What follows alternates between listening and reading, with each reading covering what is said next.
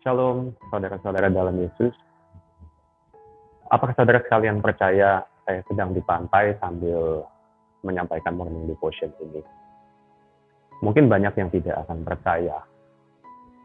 Nah, mengapa saudara sekalian tidak percaya? Hari ini saya akan menyampaikan renungan pendek yang saya kasih judul Believe or Trust. Believe dan trust dalam bahasa Indonesia diartikan dalam satu kata, yaitu percaya. Padahal dalam artian yang sesungguhnya believe dan trust adalah berbeda. Believe dalam kamus Merriam-Webster diartikan sebagai to accept something as true, genuine, or real. Diartikan sebagai menerima sesuatu atau seseorang sebagai benar, asli, atau nyata. Trust dalam kamus diartikan sebagai firm belief in the character, strength, or truth of someone or something. Jadi sebuah kepercayaan yang kuat pada karakter, kekuatan, atau kebenaran dari seseorang atau sesuatu. Kembali ke pertanyaan saya tadi, mengapa saudara sekalian tidak percaya kalau saya bukan sedang di pantai sambil menyampaikan renungan ini? Nah, ada dua hal yang membuat orang tidak percaya akan seseorang atau sesuatu. Yang pertama adalah tingkat perkenalan. Seseorang yang baru saja kita kenal atau orang asing tentu saja tidak akan mendapatkan kepercayaan yang tinggi dari kita, bukan? Semakin lama kita mengenal seseorang, semakin kita mengetahui isi luar dalam orang tersebut. Maka level kepercayaan kita bisa mengarah menjadi semakin dalam atau kebalikannya, menjadi semakin sedikit.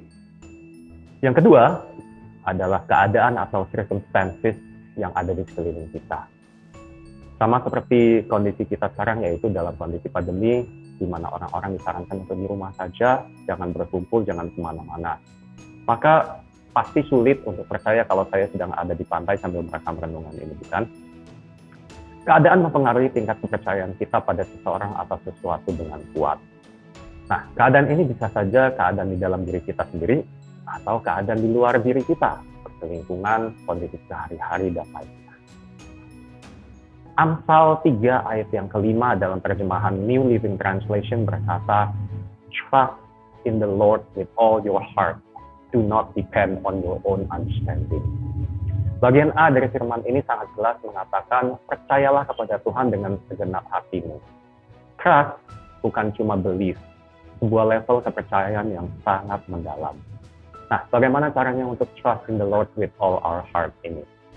Seperti yang sudah saya katakan sebelumnya, lewat perkenalan akan berpengaruh pada tingkat kepercayaan.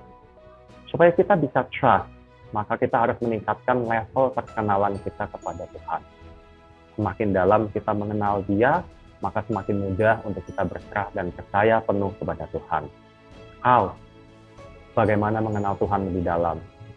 Sama seperti dengan sesama, dengan teman-teman, supaya lebih dekat, tentunya kita harus bergaul lebih sering, saling sharing, saling mendengarkan, curhat, berkomunikasi dengan akrab intinya. Sering ngobrol dengan Tuhan lewat doa, baca curhatan Tuhan di firman-Nya, mendengarkan apa yang Tuhan sampaikan lewat hamba-hambanya. Itulah caranya kita bisa mengenal Tuhan lebih dekat, sehingga kita akan istilahnya put our trust in Him. Tetapi keadaan sekitar saya sangat tidak baik. Pandemi di seluruh dunia, keadaan perekonomian yang tidak pasti, dan banyak hal-hal negatif lain di sekeliling yang membuat saya tidak bisa percaya pada Tuhan. Nah, kembali pada firman Tuhan di Amsal 3 ayat kelima tadi di bagian B-nya, do not depend on your own understanding. Janganlah bersandar kepada pengertianmu sendiri. Keadaan di sekeliling kita mungkin sedang tidak baik, tetapi Tuhan lebih daripada sanggup untuk membalikkan sebuah keadaan yang tidak baik menjadi hal yang baik. Lihatlah yang positif dari sebuah kondisi yang tidak baik. Seringkali kita harus melihat sesuatu dari sudut pandang yang berbeda. Kondisi pandemik membuat kita tidak bisa bekerja adalah sebuah hal negatif. Tetapi bila kita merubah sudut pandang kita dan melihatnya sebagai waktu untuk kita lebih banyak berkumpul dengan keluarga di rumah, maka akan menjadi hal yang positif, kan? Pekerjaan atau usaha menjadi sepi karena kondisi pandemik adalah hal yang negatif. Tetapi lihatlah, banyak orang yang berinovasi, merubah cara mereka berusaha dan menjadi berhasil, bahkan lebih baik dari sebelumnya.